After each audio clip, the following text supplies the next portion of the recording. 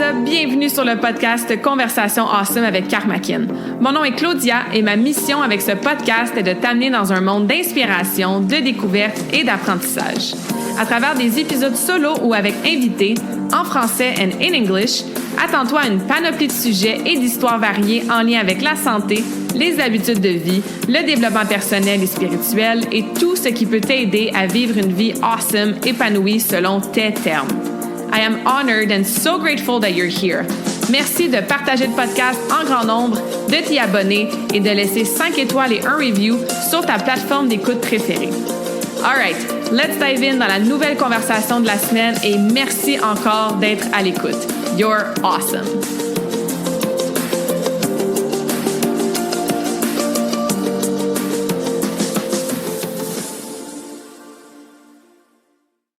What is up, beautiful souls? Bienvenue dans la nouvelle conversation awesome de la semaine. Bienvenue dans le mois d'avril. Si tu écoutes cet épisode de podcast près de sa date de sortie ou à sa date de sortie, nouveau mois qui commence avec 4 semaines awesome devant nous, avec l'arrivée en fin du printemps, peut-être plus solidement, hein, avec toujours un petit dernier tease de l'hiver à la fin mars.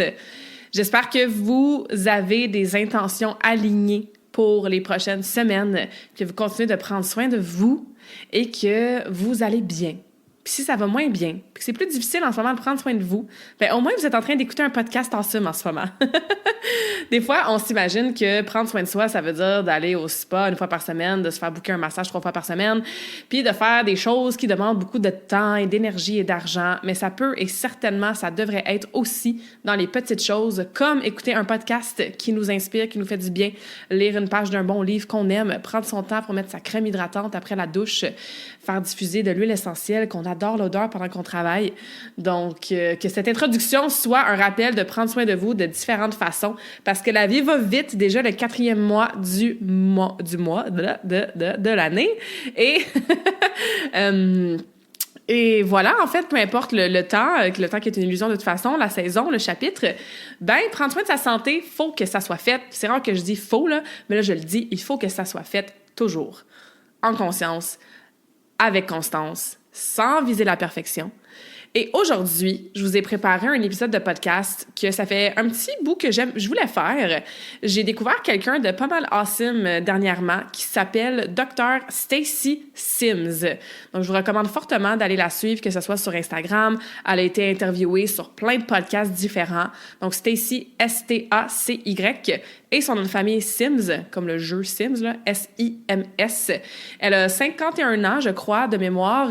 Elle a étudié, elle a fait un doctorat puis un postdoc vraiment dans tout ce qui est la femme et l'activité physique et la nutrition et le sommeil et toutes les habitudes de vie, en fait, qui nous influencent en tant que femmes. Bon, s'il y a des hommes à l'écoute, restez quand même à l'écoute, là. Mais je sais que c'est surtout une clientèle féminine ou une auditrice plutôt féminine qui m'écoute. Donc, vraiment, elle, son objectif, sa mission depuis de nombreuses années, c'est d'aller identifier, d'aller rechercher, d'aller vulgariser, d'aller expliquer les différences entre qu'est-ce qui est démontré dans les études, qui sont surtout faites par et pour des hommes, et qu'est-ce qui serait plutôt spécifique pour les femmes. Donc, comme je disais, je l'ai découvert il n'y a pas si longtemps que ça, fait que depuis ce temps-là, j'ai lu beaucoup de son contenu, puis je trouvais ça super intéressant, puis je voulais vraiment synthétiser ce qu'elle a dit. C'est sûr qu'elle, c'est ça, elle a des décennies d'études et d'expériences là-dedans. Elle explique tout ça pas mal mieux que moi. C'est pour ça que je lui donne beaucoup de crédit pour l'épisode d'aujourd'hui. C'est une femme de la Nouvelle-Zélande, mais c'est ça, elle se promène beaucoup parce que là, il y a de plus en plus de gens qui découvrent justement ses études à elle. Et c'est ça, c'est qu'elle, elle a vraiment étudié, elle a fait de la recherche là-dedans avec, bac, maîtrise, doctorat, post-doctorat. Et ce qu'elle s'est rendue compte assez rapidement, c'est que justement, il y a une étude qui sort, exemple, les gens devraient manger, je sais pas moi, tant de grammes de protéines pour garder une masse musculaire avec leur entraînement. Ou on devrait faire des cold plunges, genre des immersions dans le froid parce que ça aide à sécréter de la dopamine puis à avoir une meilleure résistance au stress, etc. Ou, je sais pas moi, on devrait faire tant de répétitions, de musculation, tant de fois par semaine pour pas perdre la densité osseuse, tu sais. toutes ces études-là, en fait, qu'elle a remarquées, elle s'est rendue compte qu'effectivement, ça a été principalement tout fait pour et par des hommes. Puis c'est souvent des hommes aussi assez jeunes, tu sais, genre de l'âge 18 à 25 ans, qui se portent volontaires pour faire des études. Les études en nutrition sont assez jeunes aussi. Donc, c'est pour ça que des fois, il y a comme des tendances qui pop, puis il n'y a pas vraiment de vraie science. Puis tu sais, quand on parle de science, on parle de vraie science, là. On parle pas de l'article que tu as lu sur un blog sur les internets ou de Ginette qui écrit sur Facebook que selon la science, on devrait pas manger de banane parce que ça donne le cancer, tu sais. On parle vraiment de qu'est-ce qui est nuancé, qu'est-ce qui est étudié.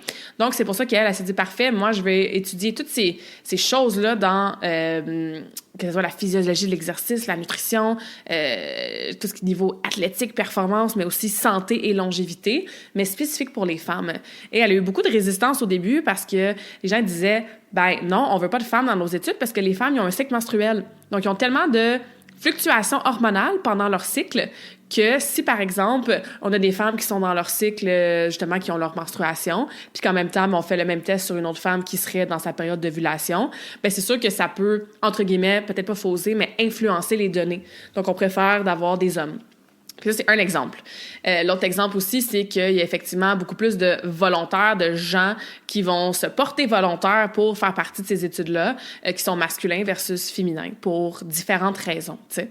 Fait que bref, je trouve ça super intéressant parce que elle a vraiment décortiqué plusieurs aspects de la santé. Fait qu'aujourd'hui, je vais vous résumer ça. On va parler d'entraînement, on va parler de nutrition, on va parler de sommeil, on va parler d'exposition au chaud aussi et au froid. Puis vraiment, regarder, OK, toutes les tendances, là, tu sais, les petites tendances populaires dans le fitness, là, dans le grand monde du bien-être et du wellness puis du fitness, ben est-ce que c'est vraiment adapté aux femmes? Est-ce que nous, on devrait faire justement des cold plunge, genre des bains glacés, parce que tout le monde fait ça sur les réseaux sociaux maintenant, puis on a lu dans certaines études que c'était bon pour X, Y, Z. Est-ce que nous, les femmes, on devrait faire du jeûne intermittent? Comme, encore une fois, c'est la tendance, c'est la mode, tout le monde parle du jeûne, puis de commencer à manger à midi au lieu de manger le matin, tu sais. C'est-tu vraiment adapté pour les femmes? Vous allez voir qu'il y a plein de choses que, grâce à son travail à elle et à d'autres personnes de plus en plus, entre autres, ben pas tout à fait, tu sais. Encore une fois, moi, je vous vulgarise ça, mais n'hésitez pas à aller plus loin dans vos recherches, bien sûr. Fait qu'on va commencer avec le pilier mouvement, le pilier entraînement. Si vous la voyez, elle a 51 ans, puis elle est jack, la fille, là. Genre, on voit qu'elle est musclée, elle est en top shape. Elle a été une athlète pendant vraiment, vraiment longtemps aussi, une athlète de haut niveau, différents sports, puis elle entraîne aussi les athlètes de haut niveau. Donc, ce qu'elle dit, ce qui est recherché, ce qu'on sait déjà de toute façon, puis que moi aussi j'ai déjà dit sur le podcast, c'est que c'est super important pour les femmes de faire de la musculation pour contrer la perte musculaire, pour protéger les os, pour aider au métabolisme de base, pour plein de choses. Donc, si tu écoutes ça en ce moment et que tu ne fais pas minimum 2 à 4 séances de musculation par semaine, ça serait quand même le temps de commencer à t'y mettre. C'est vraiment, vraiment important. Dans toutes les phases de vie, puis je vais les décortiquer un petit peu après, et surtout dans ta périménopause et dans ta ménopause. Et bien sûr plus tard, pour conserver justement ta masse musculaire. Pour ce qui est de ajuster notre entraînement selon notre cycle menstruel. Donc, si vous avez encore une ovulation, si vous avez encore des règles, c'est sûr que là, ça peut devenir plus individualisé, plus du cas par cas. Règle générale, on va dire que la phase, par exemple, folliculaire, qui est après les règles, donc jusqu'à l'ovulation, habituellement, on a tendance à avoir une meilleure récupération, une meilleure énergie. Fait que là, c'est le temps là, d'aller faire des entraînements plus intenses, d'aller faire de la musculation avec des charges plus lourdes. Et de façon générale, on peut observer que la phase lutéale, donc qui est entre l'ovulation avant les règles, la deuxième partie, dans le fond, de ton cycle, parfois, on peut avoir plus de fatigue, on a un taux de cortisol qui est un petit peu plus haut, fait que là, on va aller chercher plus de récupération active, des entraînements plus modérés. Ceci étant dit, j'aime bien faire un astérix. Faut se connaître, faut tracker notre cycle, faut être à l'écoute de notre corps parce que ça se peut très bien que toi, ben, jour 1, 2 de tes règles, même si tu es supposé avoir un petit boost d'énergie puis parce que c'est ta phase folliculaire, ben, toi, ça peut peut-être commencer au jour 6, 7, 8, tu sais. Puis ça se peut que tu aies un boost d'énergie aussi à ton jour 24, même si tu es dans ta phase lutéale puis que tu vas avoir tes règles dans quelques jours. Donc, il faut s'écouter, il faut faire le suivi de tout ça. Il y a des applications qui existent, tu peux aller papier-crayon. Puis avec plusieurs mois de suivi, ben tu vas voir des patterns. Tu vas reconnaître, toi, OK, c'est vrai, moi, je le sais, là, à chaque jour, 20, 21, 22, ben, j'ai toujours une petite baisse d'énergie. Donc, je vais m'assurer de ne pas mettre des gros entraînements intenses ces journées-là. Puis, c'est vraiment drôle parce que je m'entends dire ça à voix haute. Puis, si tu avais dit à la version de Claudia, il y a pas si longtemps que ça, genre 5 ans, que j'aurais dit ce genre de choses-là à voix haute, je t'aurais pas cru. Parce que moi, pendant très longtemps, j'étais comme, on s'en sac de genre des règles comme si j'ai besoin de faire mon entraînement de force en squat, ben je vais le faire, là, que ça soit jour 2, jour 7, jour 16 ou jour 24, tu sais. Donc, je me fais bien rire en ce moment. Mais la preuve hein, qu'on évolue puis qu'on peut apprendre des choses puis surtout les incarner, les appliquer. Fait que ça, c'est pour qu'est-ce qui est de l'entraînement. Et comme je disais, quand on est... En fait, avant de dire ça, je vais retourner plus jeune, si je peux dire ça comme ça. Dans le sens que, tout dépendant de ton âge, ben il y a des choses différentes sur lesquelles on peut vraiment focaliser qu'est-ce qui est niveau entraînement, en fait. C'est sûr que, généralement, on voudrait faire de la musculation, hein, puis du cardio à n'importe quel âge, là. Mais, comme vous allez voir, il peut y avoir des petites recommandations spécifiques selon l'âge, entre autres à cause de nos fluctuations hormonales. Fait que, tu sais, mettons, des femmes de 20 à 30 ans, assuming là, qu'il y a un cycle menstruel qui est régulier, que les hormones, ils fluctuent, bien sûr, mais tu sais, c'est assez optimal, il n'y a pas de problématique de santé. On veut travailler en musculation en force avec des charges lourdes. Favoriser vraiment la masse musculaire puis la densité osseuse. C'est comme si on est dans notre fondation, on apprend à faire des mouvements qu'on appelle complexes. Pas complexes dans le sens difficile, mais complexes dans le sens qui recrutent différentes articulations puis plusieurs groupes musculaires. On parle de squat, on parle de soulevé de terre, on parle de développé, on parle de tirade, on parle de fente. Hein? Donc, on est vraiment dans des exercices qui recrutent beaucoup de fibres musculaires, de groupes musculaires, différentes articulations aussi. On va aller chercher aussi des entraînements en HIIT. Ça va revenir beaucoup, là. Donc, des entraînements à haute intensité avec des intervalles qui sont pas obligés d'être de la course, là. Donc, ça aussi, je veux dire, si tu détestes courir, cours pas. Il y a d'autres façons d'aller chercher une bonne intensité. Pardon. Même si tu cours pas, que ce soit sur d'autres machines de cardio ou que ce soit d'autres types d'exercices. Par exemple, des kettlebell swing, des mountain climbers, des, je sais pas moi, des push-ups dans une tirade, des squat press. Fait que c'est des exercices que on est plus dans de l'intensité qu'on le ferait pendant une séance ou plutôt une durée très, très courte. Genre, je sais pas moi, 30 secondes et moins. Mais comme quand tu fais ton 30 secondes, ouf, ça a travaillé, t'as chaud, tous tes muscles travaillent, etc. Après ça, tu prends une pause assez longue pour être capable de récupérer assez pour refaire un autre 30 secondes d'intervalle le plus intense possible, tu sais. Donc ça, c'est vraiment plus dans un exemple de HIIT.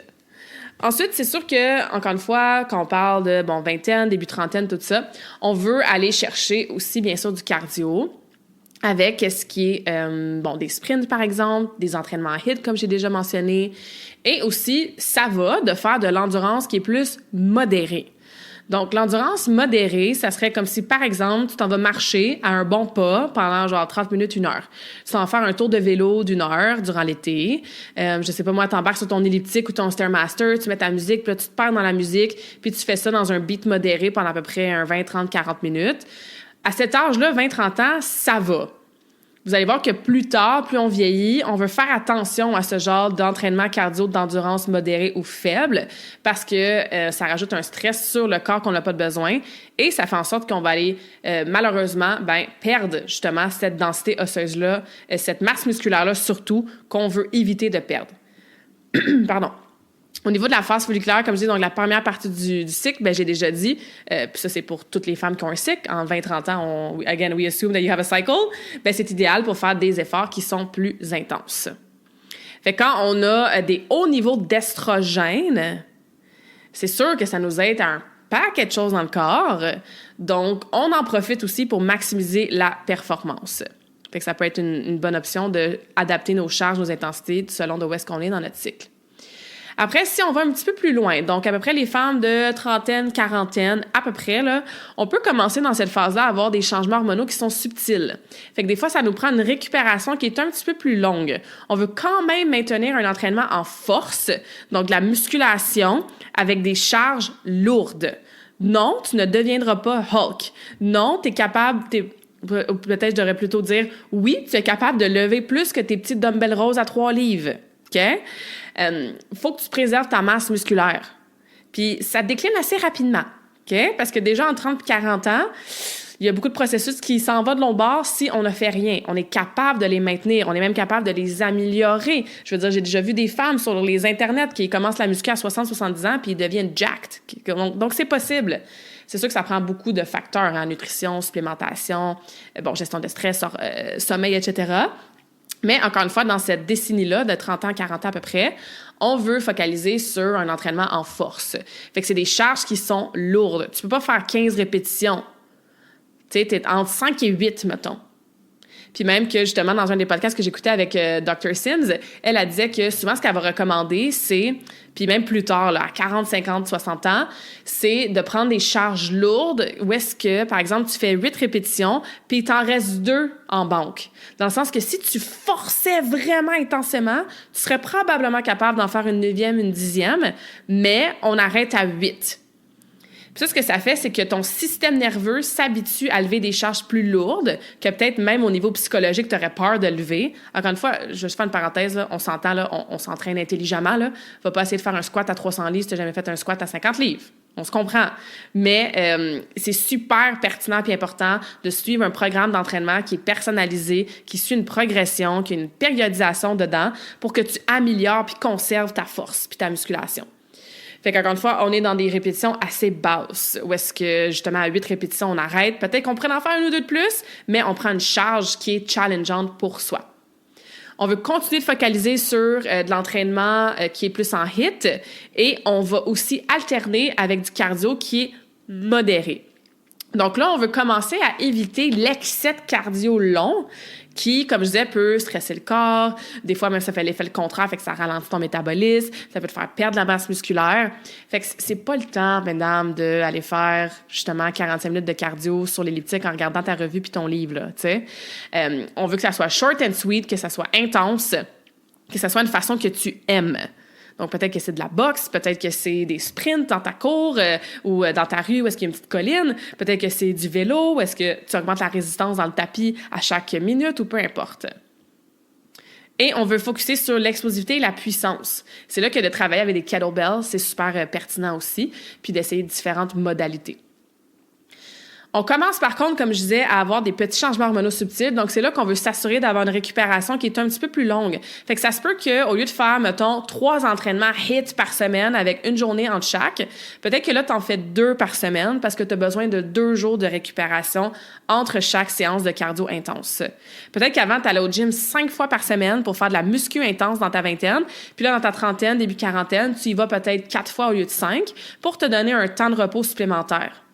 Et ça aussi, c'est quelque chose que j'apprends tranquillement. Moi, j'étais bien sûr dans ma vingtaine la fille qui allait au gym probablement 6 fois par semaine, tu sais. Puis à chaque fois, je faisais des gros entraînements de muscu, de powerlifting, de force. Jusqu'à temps que je me ramasse en surentraînement, que je commence à réaliser que, ouais, dans le fond, quand je récupère plus entre mes séances, ben je suis plus forte dans le gym. Puis j'ai des meilleurs workouts. Gardons ça, tu sais. Fait que là, je vais encore au gym souvent. J'y vais en moyenne. Depuis que j'ai commencé le jiu-jitsu, j'y vais peut-être un petit peu moins souvent. J'y vais peut-être 4 fois, tu sais, des fois 5, mais il y a une de ces fois-là que c'est peut-être pas nécessairement en grosse musculation, en force intense. Fait que je fais moins de musculation en termes de fréquence, mais mon intensité est là, mon intention est là. Je récupère beaucoup mieux, donc je conserve et même je continue d'avoir des gains. Donc, comme je disais, récupération un petit peu plus importante. On n'oublie pas que la récupération, c'est pas juste de skipper le gym, hein, puis l'entraînement. Ça se joue énormément dans le sommeil, ça se joue énormément dans la nutrition.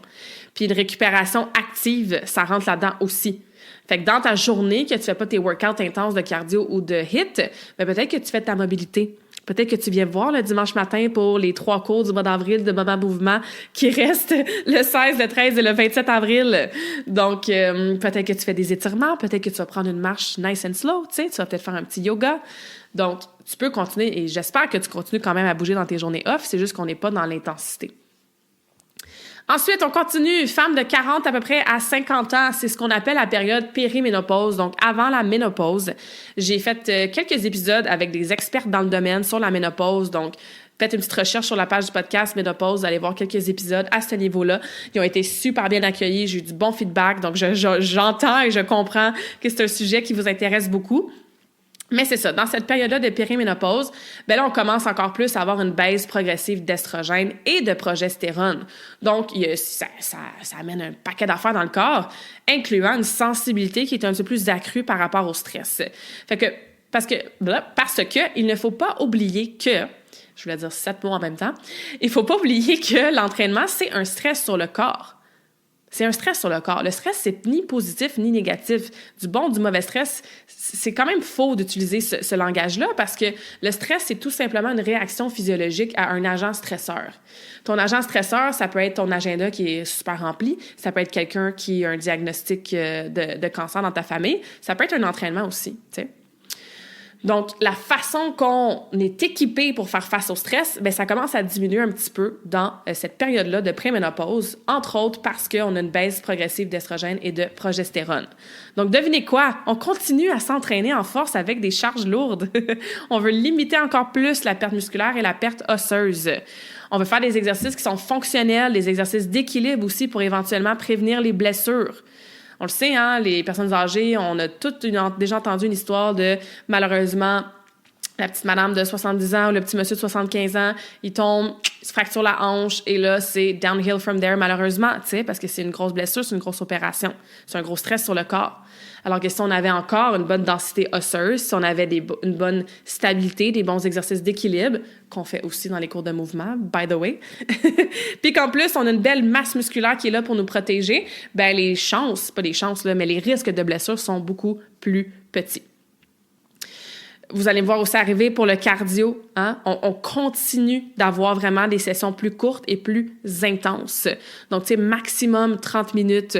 Ça peut être avec impact. L'impact, ça peut aider à garder justement cette densité osseuse-là.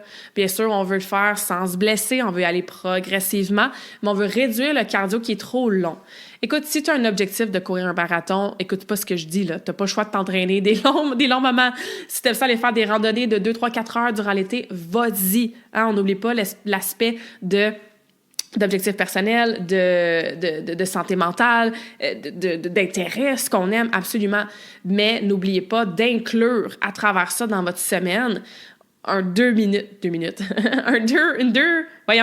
séances de quelques minutes de cardio intense. Et quand je dis intense, ça veut pas dire que tu viens de faire ton cours de boxe, ton cours d'aérobie, ton cours de Zumba, ton cours de chez Orange Theory, puis genre, pendant 45 minutes, 1 heure, t'as eu super chaud puis c'était intense. C'est pas ça que je veux dire. Ça, c'est bien, là. Mais ce qui va être encore mieux, c'est d'aller chercher un niveau d'intensité dans ton intervalle de travail qui est très, très court. L'exemple que j'ai donné tantôt, tu fais quelque chose de vraiment, vraiment difficile pendant 30 secondes, genre tu vas all out selon ta capacité physique. Après ça, tu te reposes pendant 2-3 minutes pour être capable de refaire un autre 30 secondes le plus all out possible. Donc, en quelques minutes, you're dead. Genre, t'es morte, là.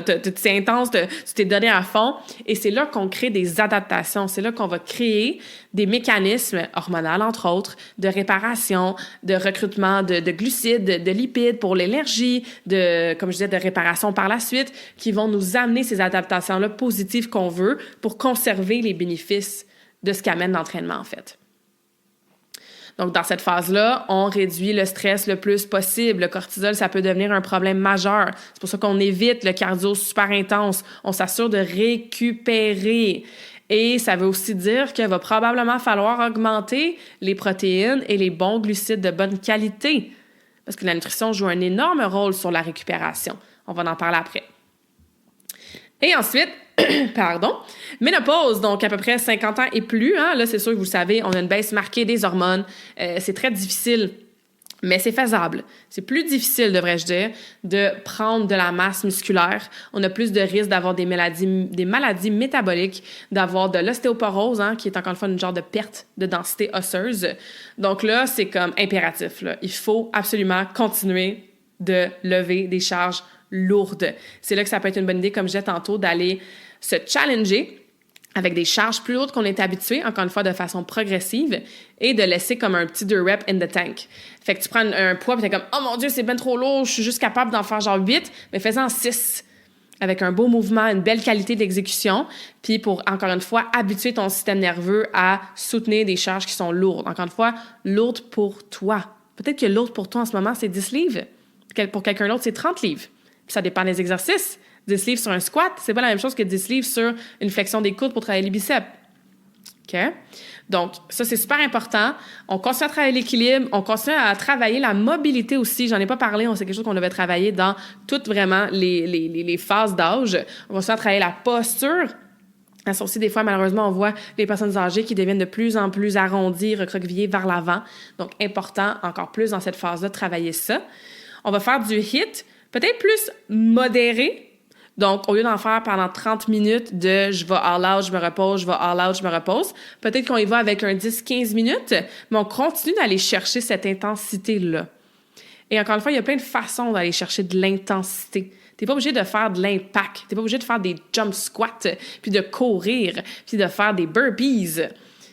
Ça peut être du step touch, ça peut être des genoux hauts, ça peut être que tu montes, tu descends les escaliers, ça peut être du vélo, ça peut être de la natation, mais encore une fois, on veut aller trouver, chercher, atteindre ces moments-là de quelques secondes où est-ce que on a vraiment donné tout ce qu'on pouvait. On a chaud, le cœur est bas, faut qu'on reprenne notre souffle, nos muscles ils ont travaillé fort. Okay, c'est important d'aller chercher ces pics-là. Et bien sûr, vous le savez, on a cette gestion du stress qui est importante, donc encore une fois, on va peut-être avoir besoin de plus de temps de récupération entre nos séances. C'est souvent dans cette phase-là aussi, puis même en périménopause, que le sommeil devient un peu plus difficile, entre autres à cause de la baisse de progestérone et d'estrogène. Donc, de focaliser sur la qualité du sommeil, d'avoir une hygiène, une routine de vie, une hygiène du sommeil, une routine du soir qui sont optimales pour un bon sommeil de qualité. C'est toujours important dans la vie, là, mais encore plus dans cette phase-là. All right? J'espère que c'est clair. Est-ce que j'avais d'autres choses à vous dire par rapport à l'entraînement? On a parlé de HIIT, on a parlé des différents types d'entraînement, musculation. Évidemment, là, si tu n'as jamais fait de muscu, puis que je viens de te dire dans les dernières 21 minutes, c'est comme c'est du chinois, tu sais pas par où commencer, tu sais pas si ce que tu fais, c'est adapté, si tu forces assez, si peut-être que tu te vois justement devenir un petit peu plus molle, perdre de la densité musculaire. Tu vas au gym, tu fais les mêmes machines depuis genre 20 ans. Tu fais des cours justement de cardio que tu as eu chaud à la fin de ton workout, mais t'as-tu vraiment été chercher les hautes intensités? On est là pour ça. Puis quand je dis je parle de moi, mais je parle de d'autres kinésiologues. On est là pour ça. Faire des programmes vraiment 100% individualisés selon ce que vous avez de besoin, vos objectifs. Combien de fois par semaine vous voulez vous entraîner? Vous avez accès à quel genre d'environnement, etc., etc. Donc, bien sûr, n'hésitez pas à me contacter si vous voulez du coaching vraiment en mouvement, en entraînement, qui sont à 100%, comme je disais, là, individualisés. All right, on va passer à la nutrition maintenant. Ce que Dr. Sims recommande, entre autres, puis de ce que j'ai découvert et lu un petit peu plus spécifiquement pour les femmes, et ce qu'on veut savoir pour nous, mesdames, pour se sortir un petit peu des trends, je pense que la première chose que je vais aborder, c'est le fameux jeûne. Donc, le jeûne intermittent ou la période restrictive pour manger, parce que tout dépendant des définitions, on peut utiliser les différents termes. Mais mettons, là, la trend, là, la tendance qui est bien à la mode ces temps-ci, c'est de manger à peu près de midi à 8 heures. Fait que pendant 6 à 8 heures dans ta journée, c'est ta fenêtre où est-ce que tu vas manger. Puis après ça, tu jeûnes jusqu'au lendemain, tu sautes ton déjeuner et tu prends ton premier repas plus tard dans la journée. Ça, c'est bien à la mode. Il y a bien des gens qui l'essayent. Ça fonctionne pour plein de belles choses. Ça l'amène des bénéfices. Il y a des études qui le démontrent. Et, comme j'ai dit en introduction, la plupart de ces études-là ne sont pas faites sur des femmes qui ont un cycle menstruel, des femmes qui sont en préménopause ou en ménopause. Donc, assez difficile de savoir si c'est vraiment adapté pour nous. Il y a un autre docteur que j'aime beaucoup, Mindy Pelz, je pense, Mindypelz de mémoire. Elle parle énormément du fasting pour les femmes.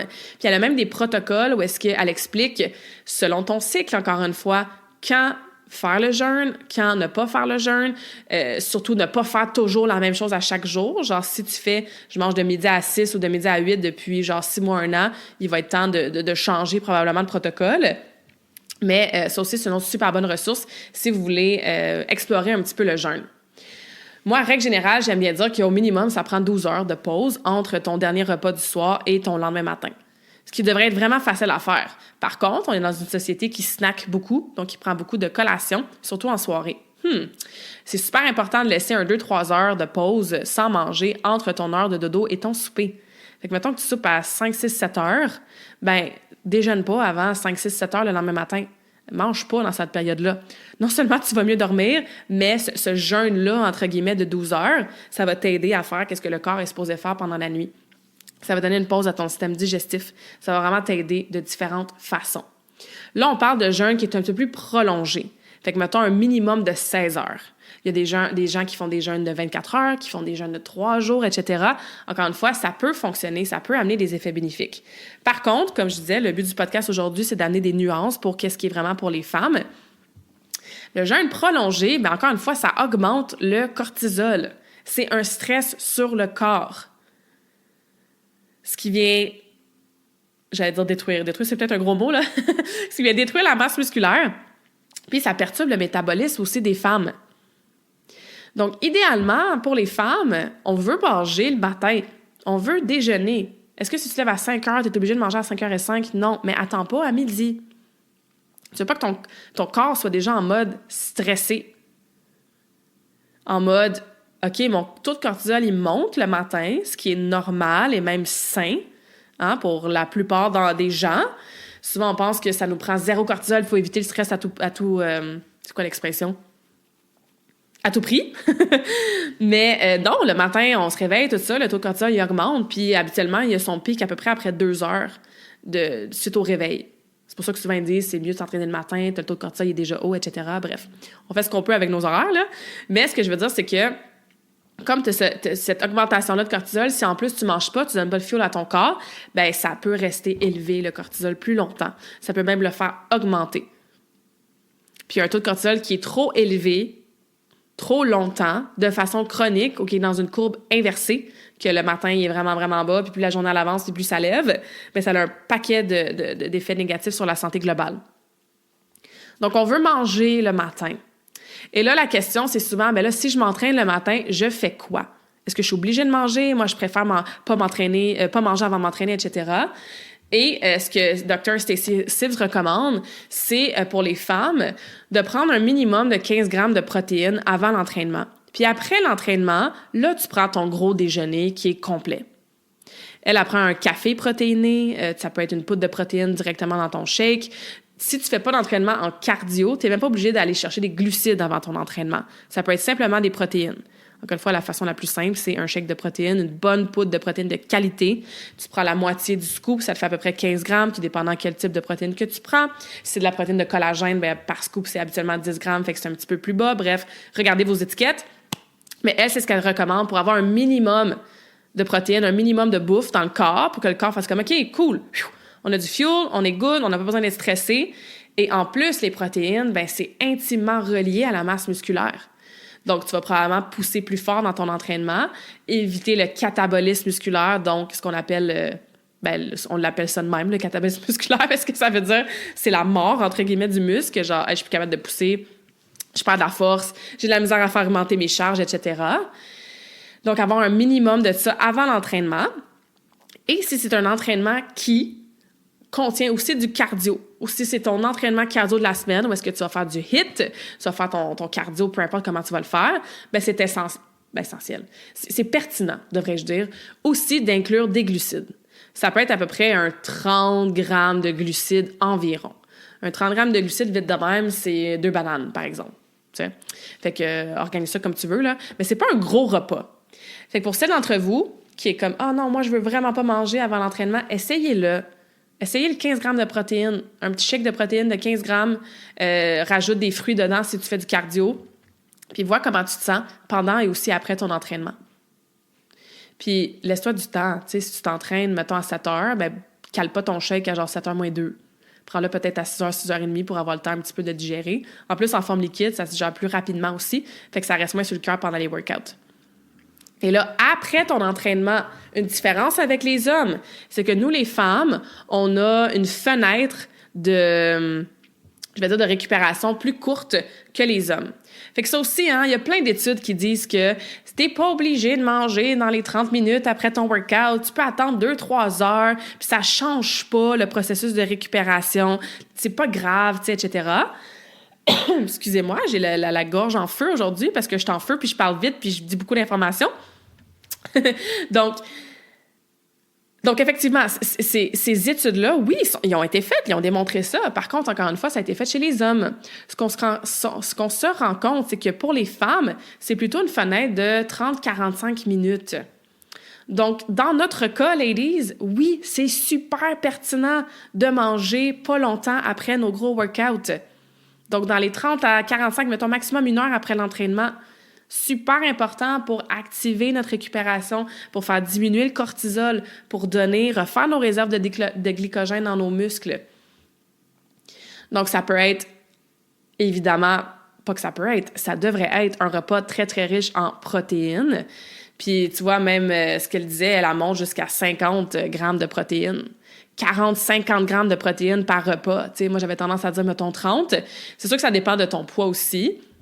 Elle recommande 1 à 1,2 grammes de protéines par livre corporel. Donc, si tu pèses 150 livres, ben, tu prends 150 grammes de protéines dans ta journée. Ça aussi, il y a différents chiffres sur les internets. Mais d'avoir vraiment ce repas-là post-entraînement, très, très riche en protéines. Tu peux viser, comme je disais, 40 grammes à peu près. Puis elle disait justement, quand tu arrives dans ta périménopause, ben augmente ça à 50 grammes. C'est quand même beaucoup, mais ça se fait. Ça se fait. Pour ce qui est des glucides, on a moins besoin, les femmes, de glucides post-entraînement que les hommes. Parce que les hommes vont chercher rapidement les réserves de glucides, de glycogène dans leurs muscles, dans certains organes, comme énergie. Alors que nous, on va les chercher un petit peu moins rapidement et on va chercher plus efficacement aussi les lipides. Donc, oui, des glucides post-entraînement, mais on n'a pas besoin de manger 3 tasses de riz. Tu sais, mettons, on peut y aller avec une banane, avec une patate douce, ou pour la patate que tu veux, je dis patate douce parce que moi, c'est ma préf, avec, mettons, je sais pas moi, une demi-tasse de riz, tu sais. Fait que c'est pas une excuse, une raison de prendre une assiette de pâtes, genre vraiment exagérée, parce qu'on vient de faire un workout puis on a besoin de glucides pour récupérer après. Donc ça, c'est une autre différence qui est importante. Autant qu'avant, on propose de boire peut-être quelque chose, d'aller avec un peu plus de liquide pour que ça se digère plus vite. Après, on veut prioriser des aliments qui sont plus solides. T'sais, on veut prendre un repas, on veut mastiquer, on veut stabiliser notre glycémie. Donc, on veut que ça prenne un peu plus de temps à digérer. On veut pas un pic d'insuline. Surtout si on s'entraîne le matin, on a une journée à vivre après, là. Donc, allez-y vraiment avec des aliments solides, avec des macronutriments, protéines, glucides, lipides qui sont suffisants et qui sont bien équilibrés. Et bien sûr, assurez-vous d'avoir assez de variété dans vos couleurs d'aliments pour aller chercher tout ce qui est vitamines, micronutriments aussi. Donc, c'est tout j'appelle ça des ouvriers, hein. C'est tout des petits helpers, là, des ingrédients, des aliments, des vitamines, des minéraux qui vont nous aider à récupérer, à garder notre masse musculaire, etc., etc., etc. On parle souvent des macronutriments, on oublie souvent les micros. Donc, super important de faire ça aussi. Donc, encore une fois, j'espère que c'est clair pour ce qui est les différences entre la nutrition autour de nos entraînements. C'est sûr que dans la vie en général, je pense qu'on le sait déjà que femme ou homme ou non-binaire, il faut ajuster nos habitudes alimentaires selon nous, selon nos horaires, selon nos intérêts, selon nos capacités dans la cuisine aussi, tu sais. Mais, encore une fois, ce qu'on voit souvent, encore une fois, dans les études plus pour les femmes, c'est qu'il y a un gros manque de protéines. Il y a des mythes aussi, hein, genre manger juste une fois par jour ou trop de protéines, ça va surtaxer vos reins. C'est assez difficile de se rendre là. Et si vous mangez de type végétarien ou vegan, c'est peut-être effectivement plus complexe, plus difficile d'aller chercher autant de protéines que si tu manges un gros steak, puis un gros saumon, puis une grosse poitrine de poulet. Mais ça se fait aussi. C'est super important d'aller chercher des variétés de sources de protéines végétales pour avoir une combinaison d'acides aminés qui sont pertinents, qui sont complets, justement, que versus, mettons, dans un steak, où est-ce que là, c'est plus facile. Donc, ça se fait aussi, même si vous ne mangez pas de viande. All right! Je vois le temps qu'avance, peut-être que je vais faire 2 parties, là, parce qu'il y a beaucoup de choses à dire par rapport à ça. Mais 2 derniers points que je vais aborder. Le premier point, c'est le sommeil, OK? Donc, le sommeil, la grosse différence, en fait, c'est probablement pour notre température corporelle. Parce que nous, on a un cycle circadien, entre autres, qui est un petit peu plus court que celui des hommes. Donc, c'est pour ça que souvent, on a tendance à être fatigué un petit peu plus tôt le soir, puis à se réveiller un petit peu plus tôt. Parfois, encore une fois, je fais des généralisations, là, c'est sûr qu'il y a des exceptions à toute règle. Mais bien sûr, ce qui influence beaucoup notre sommeil, c'est, je vais le répéter, nos fluctuations hormonales. L'estrogène, mais ça favorise un sommeil qui est profond. La progestérone a un effet calmant. Ce qui arrive, c'est que la progestérone, elle baisse beaucoup pendant notre phase lutéale et pendant notre ménopause. C'est pour ça que souvent, les femmes en périménopause, avant leur ménopause ou en ménopause, ben, ils ont souvent plus d'insomnie. Ils ont plus de réveils nocturnes. C'est plus difficile, c'est plus complexe d'avoir un sommeil qui est profond. Et l'autre différence aussi que j'avais commencé à aborder, puis je suis allée ailleurs dans ma phrase, c'est que notre température corporelle est parfois est différente des hommes, puis elle va varier aussi. Comme les hommes, ils ont un cycle hormonal genre de 24 heures, ben à chaque soir puis à chaque nuit, tout est pas mal stable. Fait qu'ils ont souvent un sommeil qui est plus réparateur, ils ont souvent moins de réveils nocturnes et ils ont moins besoin d'ajuster quoi que ce soit, entre autres par leur température corporelle. Donc, nous, dans la phase, entre autres, avant les règles, on peut avoir une température corporelle qui est plus élevée.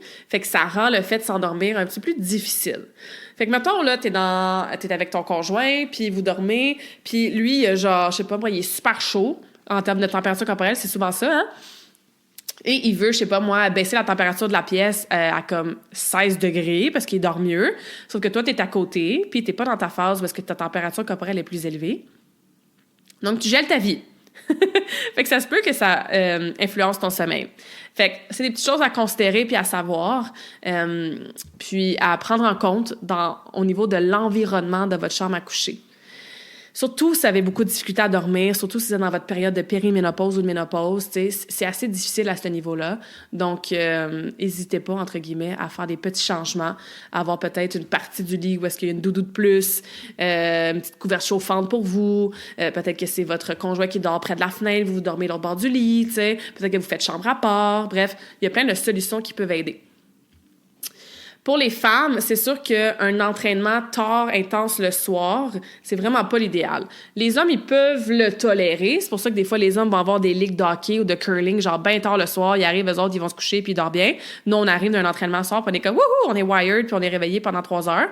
Donc ça aussi, tu sais, au besoin, essayez de vous assurer de pas vous entraîner trop tard le soir. Super important.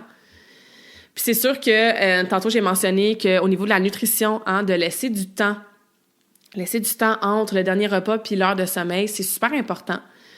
Donc, des choses qui sont bonnes pour tout le monde, là, éviter le café après 14 heures, limiter l'alcool.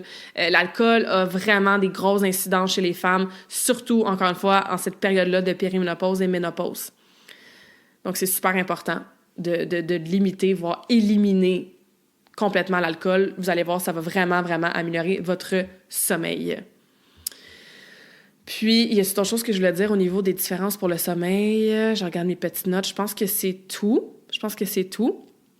Fait que ouais, c'est surtout ça. Température, le timing de l'entraînement. Encore une fois, on veut que le taux cortisol soit bas, surtout le soir, hein? Donc, on fait rien de trop stressant.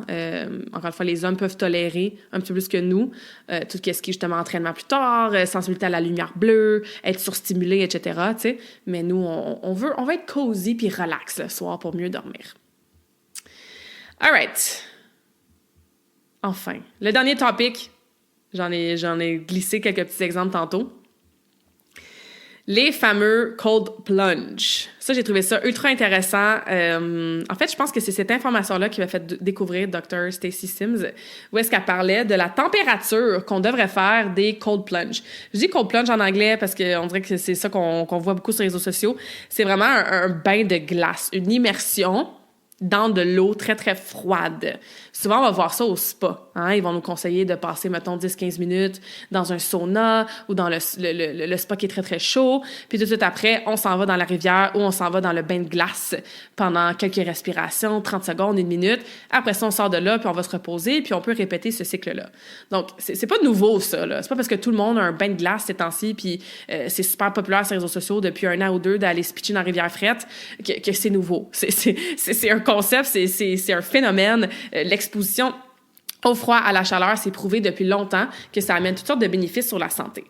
Par contre, la tendance actuelle de faire des bains de glace pour les femmes à des températures de l'eau qui sont très, très froides. Souvent, il y a des bains à 3 degrés, à 7 degrés, donc c'est très, très froid. Ben, c'est pas l'idéal pour les femmes. Ils ont fait une étude qui a démontré que tous les bénéfices que les hommes ont à faire ce genre de rituel-là à des eaux très froides, comme genre 3, 5, 7 degrés, bien, nous, les femmes, on a exactement les mêmes bénéfices quand on fait des cold plunge à 15, 17 degrés. Donc, c'est encore frette, là, on s'entend, là. Ça, c'est ta piscine qui est à peu près à, si je fais un calcul mathématique rapide dans ma tête, 50, 55 peut-être? Fait que c'est encore froid, là, on s'entend. Mais on n'est pas dans du froid extrême. La raison principale, c'est qu'on a plus de tissu adipeux que les hommes. On a plus de gras que les hommes. Et je sais que des fois, on chiale puis on n'est pas contente d'avoir plus de gras que les hommes. Mais si vous saviez à quel point le gras qu'on a sur nous protège, qui est important pour notre régulation hormonale, qui est là pour nous soutenir dans plein d'affaires, on veut du gras. On n'en veut pas trop, hein, bien sûr. Mais avoir 10-12% de gras pour les femmes, c'est à la limite dangereux, tu sais. Puis il y a des femmes qui ont des problèmes de fertilité, malheureusement, parce qu'elles sont trop lean. Hein? On voit ça souvent chez les athlètes qui ont vraiment un très, très faible pourcentage de gras. Ils ont la difficulté à tomber enceinte parce que, justement, ils n'ont pas assez de gras pour supporter. Il faut que le corps soit résilient, il faut que le corps ait une protection, surtout si on va enfanter, tu sais. Donc, c'est super important. Fait que, tu sais, même ça a augmenté, là, mais là, ils disent autour de 20% de body fat si jamais vous calculez votre indice de masse corporelle, votre pourcentage de gras. Mais bref, ce qui fait que, dans le fond, on a une tolérance au froid qui est plus sensible parce qu'on a une adaptation qui est beaucoup plus lente. On a aussi une vraiment meilleure tolérance à la chaleur. Donc, souvent, on va conseiller aux femmes de plutôt aller dans les saunas, puis d'aller suer, puis de s'exposer à la chaleur pour aider ce processus de détox-là. Puis si on veut faire une alternance, hein, un contraste entre les deux, c'est super aussi, mais encore une fois, d'aller dans des températures qui sont plus hautes, genre autour d'un 15 degrés. Parce que ça n'amène pas plus de bénéfices de le faire plus frette. Peut-être que tu vas être super fière de toi de l'avoir fait. Puis oui, je comprends tout l'aspect mental de « Hey, j'ai réussi à m'exposer à une température d'eau vraiment, vraiment frette. » Puis après ça, peut-être que tu te sens amazing, mais tu te sens amazing après parce que ton corps, il est comme « Enfin, esti, elle me sorti de cette situation-là qui est vraiment inconfortable. Ouh, je suis plus en danger. » Tu sais? Fait que faut faire attention à comme qu'est-ce qui est vraiment la vraie dopamine, sérotonine, puis des petites hormones vraiment de bonheur, puis de bien-être, puis d'adaptation, de résilience. Puis qu'est-ce qui est plutôt comme un contre-effet qui compense pour la douleur dans laquelle on se met, tu sais. Donc, encore une fois, si toi, tu as un cold plunge chez toi, que tu es dans ton 3 degrés, puis que ça a changé ta vie, j'en connais, j'ai une très, très bonne amie d'ailleurs, qu'elle, ça a été vraiment, vraiment malade pendant presque 1 an, avec toutes sortes de symptômes, puis ça l'a littéralement sauvé sa vie, là. Je veux dire, ça l'a remis son système sur la traque. Je veux dire, ses symptômes ils ont diminué, ses douleurs ils ont diminué, son énergie elle a augmenté. Puis depuis qu'elle va beaucoup, beaucoup mieux, puis qu'elle a plus ces problèmes de santé-là, ben regardons ça, elle trouve ça vraiment plus difficile là, de faire les cold plunge à 3-5 degrés, tu sais. Fait que son corps n'a plus besoin. Le corps nous parle, hein, tu sais. Donc, oui, l'exposition au froid, oui, l'exposition à la chaleur, mais sachez qu'en tant que femme, par notre composition corporelle, effectivement, ben, on tolère mieux la chaleur et on doit aller dans des températures plus hautes. On va aller chercher des expositions qui sont plus courtes et fréquentes et moins longues et intenses. Ça aussi, hein, souvent, on va dire « Ah, il faut faire minimum 3 minutes. Si tu fais moins que 3 minutes, ben ça marche pas, il n'y a pas de bénéfice. » C'est vraiment chill si tu commences avec 30 secondes, tu sais. Ça n'a pas besoin d'être long. Encore une fois, on revient au même principe. On ne veut pas élever trop le cortisol, le taux de stress. On évite de faire des cold plunge le matin à jeun aussi, surtout si on est dans notre phase lutéale, donc avant les règles. Le cortisol est déjà élevé. Là, on n'a pas besoin de ce stress-là de plus. Et aussi, qu'est-ce qui est peut-être difficile à comprendre, Mesdames qui avaient des chaleurs, hein, peut-être qu'encore une fois, périménopause, ménopause, vous avez des bouffées de chaleur. C'est un symptôme très, très, très commun quand on est dans cette période-là. Ben, je sais que c'est bizarre à comprendre, puis ça va peut-être dans l'autre sens que ce qu'on penserait intuitivement, mais de s'exposer à la chaleur, par exemple dans des saunas, quand on est dans notre phase folliculaire, donc avant l'ovulation, et quand on est dans notre phase, ou plutôt notre cycle, ou notre chapitre de vie de périménopause, ménopause, bien, ça va nous aider avec notre thermorégulation. Parce que c'est l'extérieur, par exemple, de la peau, ben pas l'extérieur de la peau, mais par la peau, on ressent qu'il y a énormément de chaleur, par exemple dans un sauna. Donc, qu'est-ce que le corps va faire de l'intérieur? Bien, il va réduire la température corporelle. Donc, quand tu vas avoir ta bouffée de chaleur, bien, ce processus-là de thermorégulation, j'ai rajouté une syllabe de trop, mais ça va se faire plus efficacement puis un petit peu plus rapidement aussi. Donc, bien sûr, ne pas oublier de bien s'hydrater, d'avoir des électrolytes, hein, super important pour bien garder une bonne hydratation, surtout si vous faites beaucoup d'exposition à la chaleur. Mais, encore une fois, c'est peut-être weird là, de se dire « Comment ça, je vais m'exposer à la chaleur? J'ai déjà tellement chaud. » Mais c'est pour entraîner ce système-là de thermorégulation qui va faire en sorte que vous allez vous réguler au niveau de votre température corporelle de façon plus rapide et efficace quand vous allez avoir vos bouffées de chaleur. Donc voilà pour l'exposition. Je voulais en parler, super important encore une fois parce que c'est tellement une tendance fitness bien-être en ce moment là, de se pitcher dans le lac fret puis de faire des cold plunge. Oui, et là, on a un peu plus de nuances. Fait que je vais m'arrêter ici pour aujourd'hui, mais si c'est un sujet qui est... Ben, un sujet, j'ai parlé de plein de sujets en un, mais si ce sujet-là, d'avoir des conseils, des études, des données, des informations un petit peu plus précises par rapport à la femme, ça vous intéresse, ben n'hésitez pas à me donner votre feedback, n'hésitez pas à me poser vos questions aussi, n'hésitez pas à aller voir les ressources que j'ai mentionnées, entre autres Stacy Sims, que j'ai nommé plusieurs fois, et Mindy, encore une fois, Pels, je crois, son nom de famille. Puis, je trouve ça cool, tu sais, qu'on parle de plus en plus de la ménopause, on parle de plus en plus du cycle menstruel. On a justement ces femmes-là qui sont en avant, qui ont une voix grâce au podcast, grâce aux livres, grâce aux réseaux sociaux.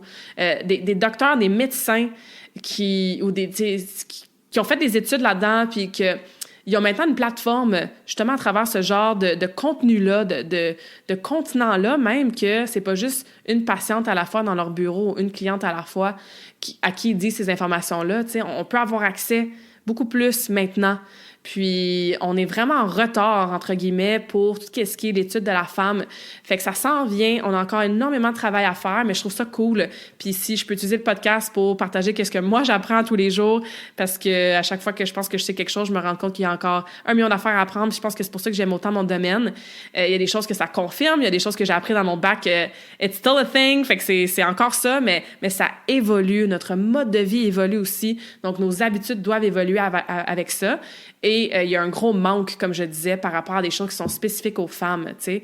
Puis je dis femme, homme, peu importe quel genre tu t'identifies, ben t'es né avec un set d'hormones, une biologie qui fait en sorte que, ben bien sûr, ça va impacter certaines choses.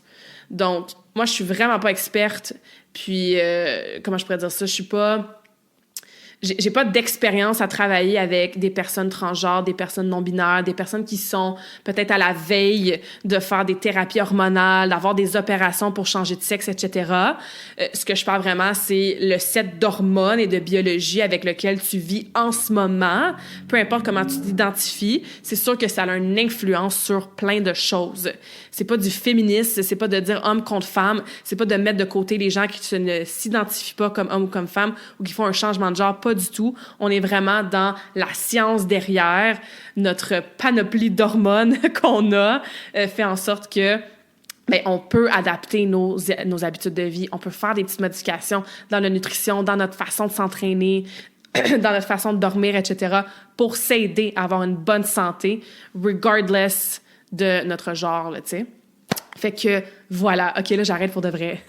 Mais avant, je vous fais finir avec un petit quote. Le quote que j'ai choisi pour aujourd'hui, il est super simple, mais c'est tellement important. A healthy outside starts from the inside. Donc, une santé extérieure, avoir de l'air en santé, avoir un poids santé, bien, ça commence de l'intérieur. Encore une fois, on parle de différence. Aujourd'hui, on parle de tendance. Les tendances comment je pourrais dire ça, qui sont mis de l'avant pour les femmes, là, c'est encore beaucoup compter les calories, puis pas lever trop lourd, puis faire ben du cardio, puis être toute petite, puis genre faire des diètes, puis prendre des suppléments miracles, puis blablabla, bla, bla, bla, tu sais. La conversation change, mais il faut continuer de changer la conversation parce que c'est quand on va s'entraîner, qu'on va bien manger, qu'on va manger assez, manger plus de bonnes choses, de bons aliments, de bonne qualité, de variété, quand on va prioriser notre bien-être, notre santé mentale, qu'on va mieux dormir, qu'on va mieux gérer notre stress aussi, qu'on va s'écouter en tant que femme, on va s'écouter au niveau de notre corps, de nos envies, de nos cravings, de nos douleurs, bien, ça part de l'intérieur. Puis l'extérieur va finir par suivre beaucoup plus rapidement et de façon beaucoup fluide et saine que de tomber dans des tendances du genre sauter un déjeuner, manger 800 calories par jour, compter nos feuilles de laitue, puis se forcer à faire 3 heures de cardio au gym à tous les jours, tu sais. Donc, c'est ce que je vous souhaite pour le mois d'avril, ou peu importe quand tu écoutes cet épisode-là, mais je vous souhaite de prendre soin de votre santé from the inside out.